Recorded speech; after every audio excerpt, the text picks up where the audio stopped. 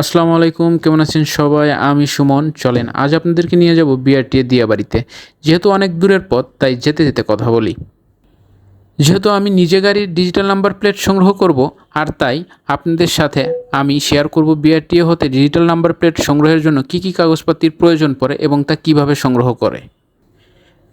গাড়ির digital number plate সংগ্রহের জন্য সর্বপ্রথম যে কাগজটির প্রয়োজন হবে তা হলো বাংলাদেশ রোড ট্রান্সপোর্ট অথরিটি কর্তৃক প্রদানকৃত ফিটনেস সনদপত্র।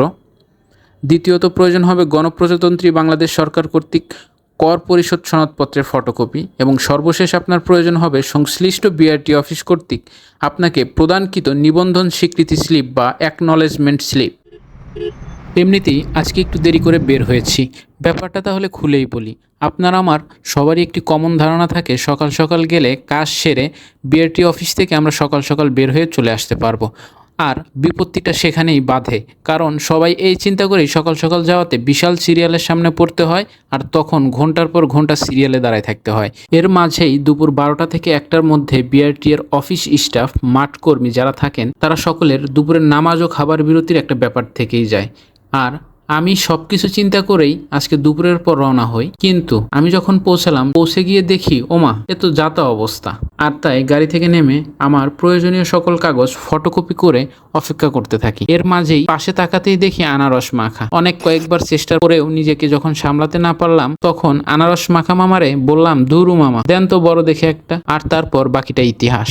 অবশেষে 1 ঘন্টা অপেক্ষার পরে আমার কাঙ্ক্ষিত নাম্বার প্লেট হাতে পেলাম, এবং প্রথমে তারা স্ক্যানার দিয়ে স্ক্যান করে পর বিআরটি এর স্টিকারটি আমার গাড়িতে লাগিয়ে দেয়, এবং পরবর্তীতে বিআরটি এর লোক ড্রিল মেশিন দিয়ে গাড়িটি ড্রিল করে সামনে এবং পিছনে দুটি নাম্বার প্লেট তারা সুন্দর করে লাগিয়ে দেয়। আর তার থেকে বেশি ভালো হয় আপনি যদি বিআরটি তে আসার পূর্বে কোনো ওয়ার্কশপ থেকে গাড়ির নাম্বার প্লেট লাগানোর জন্য গাড়িটি ডিল করে নিয়ে আসেন।